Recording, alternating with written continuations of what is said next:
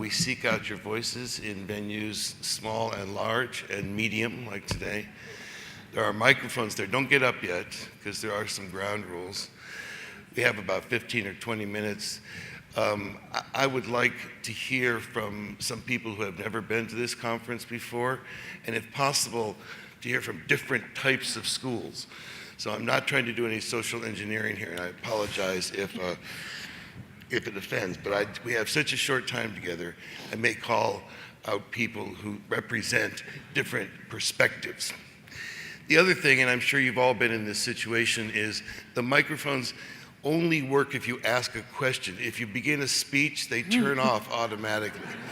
And then finally, if you have a question that you want to ask one individual of the three, say that in your question. Stand up, say your name, say your role, say your school, ask your question. If all three want to answer, that's fine. But if you specifically want an answer from one person, name that person in the question. So, who is at this conference for the first time? See, those people are the ones that didn't come. That kind of figures, yeah. They're a good number. Could one of you has a question step to one of the microphones? I know it takes a certain amount of courage. Well, I have effectively squelched the question and answer with all my rules. Your name and your institution and location, and then the question. Hi, my name is Kathy Reichel. I'm a clinical professor at University of Michigan, Ann Arbor. And I'm here with a whole delegation of people from Ann Arbor who are just about to embark on PYP, MYP, and diploma. And we're really excited about what we've experienced. One of the things that struck me in being here and sort of studying the culture of IB has been the emphasis on education for world peace versus education for global competitiveness. And that's been really heartening and really inspiring. And it's made me wonder how the IB organization functions in an advocacy role in our current world context, and particularly here in the US. The dialogue's all about competition. And I wonder how IB plays out its, is there any kind of lobbying that goes on or larger voice in the conversation about the purposes and reasons why we educate children? I'm leaving that to you. Oh, yeah. That's a small question. So first, thank you for noticing the difference. I think it's really good to hear your perspective, because I think I read educational literature a lot from all parts of the world, and the focus on global competitiveness is not matched. The rhetoric that politicians have about global competitiveness is not matched in the policies. So I think recognizing that, and of course, when you frame education that way, what the results it yields are quite different than the way we frame education. I'm not sure that the IB is engaged, and I'm very certain that the IB is not engaged in lobbying efforts for the sake of peace. But what we are building, as you saw from the examples we have of students, is a great energy with the several hundreds of thousands of students we serve, to create a knowledgeable student base and therefore an adult base that is going to approach their daily work with a different orientation. And I think if we serve that purpose very well and carry the flag for that, I think we will have done our job, rather than being the organization, as an organization, the O part of the IB, which is the organization, IBO. If we start that effort, I think it will be a little bit less effective than asking our students, our teachers, and our community to be very mindful about that and to have very strong voices around that. And I think in this strategy, we are taking a better look at how we can become better at championing the great work that our students are doing. I mean, I have very many examples of alumni who are making a difference in the world. And I think that we can become probably much better at. But that's my point of view. So I don't know if, Judith is sitting here and we have others, Jamel and Carol might have a view, especially Carol, who's been engaged in so much effort around the world in peace. No, we certainly are not lobbyists at all, but we hope we influence the approach to international education. That's what we hope we do. And then ultimately, it's the result of good education and good teaching and extraordinary learners that will make a difference. But that, again, I couldn't have, she said it much better than any of us could say it. Okay, is there anybody here who represents a school that has an IB program that is over 20 years old and has a question? These are also the people that don't come on Sunday morning. Is there anybody? Paul, Where? you had someone Just who just go sat. to the microphone. I can't see everybody. I think there was a young woman who just sat. There you go. And I didn't Young. want Paul's next I like invitation to leave you out. Thank you. Young. Yes. I Thanks, do not Jamil. have 20 years as an IB. I was up earlier. And this does take a certain amount of courage. I will agree with that. This is my first time here. We have just become a candidate school. I mean, just a month ago got our approval. And in a world that we face in the state of Florida is testing, a lot of importance put on our testing. And then we're ranked in order. And our school scores just came out yesterday or the day before. And our school was ranked #1 as an elementary school in the state of Florida. And I have to say, and my speech will stop soon, and I do have a question, but I have to say I came into IB and I kept thinking, why are we doing this? As a curriculum person at our school, why are we doing this? Why are we doing this? We're doing well, we're doing good. And I realized since I've been here, something I didn't realize before is that we have failed our students at our school. I thought IB was a checklist. I thought it was a bulletin board with certain principles put on it, and if we had that up, we could move forward. And I kept thinking, why are we doing this? And I've realized it is more than that. And what I want to know is, we're going through this process and this change, and we're learning to become IB. How can we keep our teachers from turning this amazing world vision on a student and looking at the world and becoming world citizens from being a checklist? How do we overcome that? I'll start with a response to that question. What's your name? My name's Holly. Holly? Yes. Congratulations on you all's designation, and thank you for being here.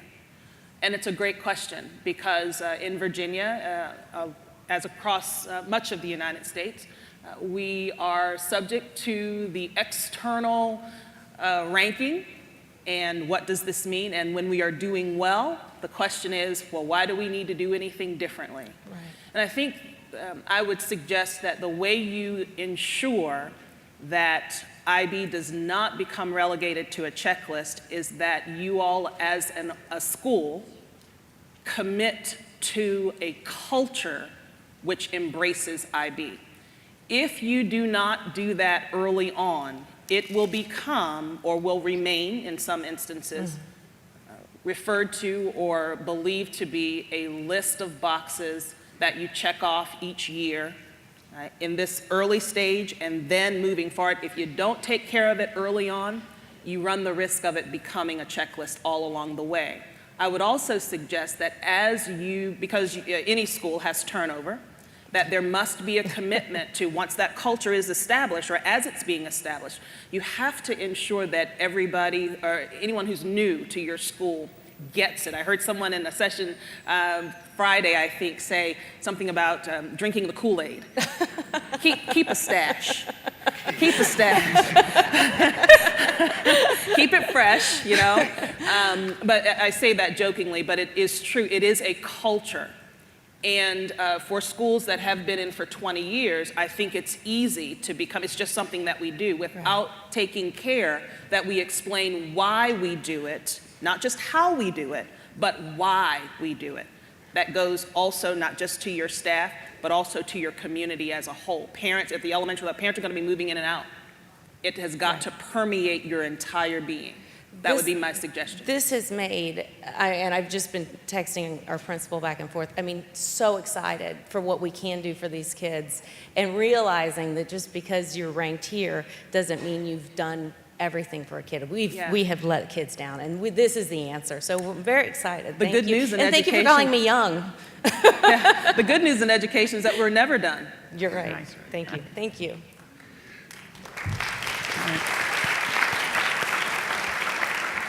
All right, just one more special request, and then we might have time for one or two quick questions after that.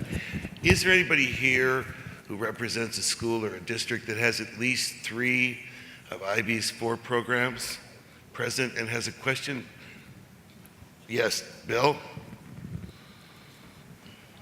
Could you tell them who you are and what role you play? Well, I have kind of a unique perspective, I think. In the late 90s, I was a high school principal when we initiated the IB program at my school, and it's grown exponentially due to the work of a lot of other people. I left the school some time ago. But I'm now chairman of the school board in that same district. So I have kind of a unique perspective on this whole process and stuff. So, and some of my priorities have switched. We had as Paul knows, we had a much broader program at one time, and then went through an administration that wasn't particularly a fan of IB and lost a lot of that participation. We've now got a lot of new board members and a new administration, and are looking broadly at offering more choice to our students and our parents. And IB is one of those. And one of the things that I think maybe holds us up a little bit is somewhat the cost in this era, and also the process. So my question to you all would be, is there anything, or have you given any thought to districts that already have schools that have gone through the process about whether there would be any way to, I guess, shorten the process of approval and such? I could take it. Yes. We've been thinking about this for a while. We've heard you, and we've heard other groups of schools who say, don't treat me like a new school because I'm already doing a lot for you. I understand the IB. I've shown you that we can do it well. So my colleagues sitting here right up front, Andy Atkinson and Erin Albright, they're working on those processes. They're doing a lot of consultation. I know yesterday they did one consultation from a group of schools in that spread in a different way, but they're definitely thinking of it. I hope that's comforting. And thank you for that question. Okay, some people have been up waiting to ask questions, and it could be about anything, so I'll start here in the center. Hi, good morning, everyone. My name is Aurora Gregorovitch, and I'm the ISM school principal in Quito, Ecuador. Buenos días con todos, bienvenidos. It's a pleasure to be here today, and I do have one question. I want to be very specific with it. As you know, Ecuador is growing with the number of schools, and so is Latin America, because many countries in Latin America, they're taking Ecuador as an example. So I've been in the IB since 2008. I know in Ecuador also, it's been around for over a decade. And the question that I have is, what is the IB organization doing in Latin America to increase the awareness among universities and have them recognize the program and consequently benefit our students? If you can just give me some very specific strategies that you may be applying in Latin America. Thank you. Well, and Sila, I think you should talk generally about it. I have to answer that one just because it's not something that would filter down to the level of the panelists. We, for the last couple of years, have had people on the ground, particularly in Peru, Colombia, Mexico, working with individual universities in Costa Rica as well, particularly private universities. Natalia Tieso, who is in the Buenos Aires office, is trying to knock down the walls in Argentina, which are still fairly firmly built. What we're finding is there's an eagerness to provide the IB experience, especially the diploma program, and especially in public schools, but the universities haven't gotten on board yet. So we've begun to devote a considerable amount of additional resources and time, and we have a number of Spanish speakers on our staff. I would just highlight one. Her name is Marie Vives. Her full-time job is university relations. She was a college counselor in Ecuador and also in Venezuela. She taught the IB there. She speaks 4 languages. Right now, she's focusing on some of the work that has to be done in North America, but she's also counseling particular about the Ecuadorian situation, because if we end up with 500 high schools offering the IB diploma and universities that don't understand the IB diploma, then we have a problem. So it's encouraging, and I have been with the IB for quite a while, and the question about university recognition comes up over and over and over again, understandably. When I went to work for the IB, there maybe was 1 or 2 people working on it. When I was in a session yesterday with Paul Sanders, the global head of recognition, there's nearly 20 people working on it right now. So we are aware of it. We welcome any advice. If you have connections with the universities, please let us know. We have materials in Spanish, finally. And we also have people on the ground that can talk to universities. Is that okay? Paul, let Siva mention a little bit what we're doing generally in terms of. Yeah. So in general, in terms of universities, we have a renewed effort and renewed emphasis on this. As Paul mentioned, the number of people working on it is quite big, but then our schools are getting, we're getting a lot more schools as well, so that makes sense. We've created a new position called the Chief External Academic Relations Officer. Sorry about the long title. But it is really to focus on the academic value of the IB. And we've appointed a person who's going to be starting on August 1st. His name is John Bader, Dr. John Bader, and he was Associate Dean for Undergraduate Affairs at Johns Hopkins. He understands the university world very well. He's written a book on students getting into college and all of that. And that we've separated that division out and given it new emphasis to focus both on universities and on research. We're also creating a number of other efforts where we are bringing a connection between university admissions officers or deans of undergraduate admissions and the IB schools, and we're doing that across our IB world. For instance, in the UK, that we just held an effort with the UK Association of IB Schools, where I think both Cambridge and other Russell Group universities were present, and they talked about the IB. We've held an event in Stanford in October last year where Rick Shaw was there. Andrew is here from UBC, and we have a CURT, is it called CURT? A task force of university relations. I've talked privately to the Ecuador group yesterday, but I'm surprised that we would, if Ecuador wants so many schools, that they wouldn't attend to university recognition as well.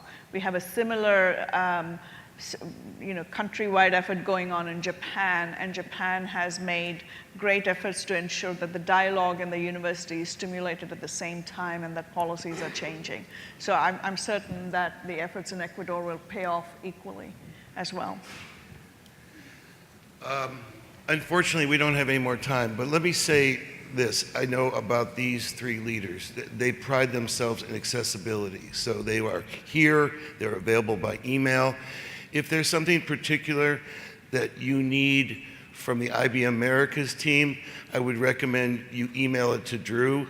I guarantee you that Drew will have it in the appropriate inbox within 30 seconds and expect us to have responded to it within a day or 2, because that's the culture that he's created in our office. Time for break, 10:30. We have breakout sessions, and then we'll be back here. Great. At 11:45, I think, right? Yes.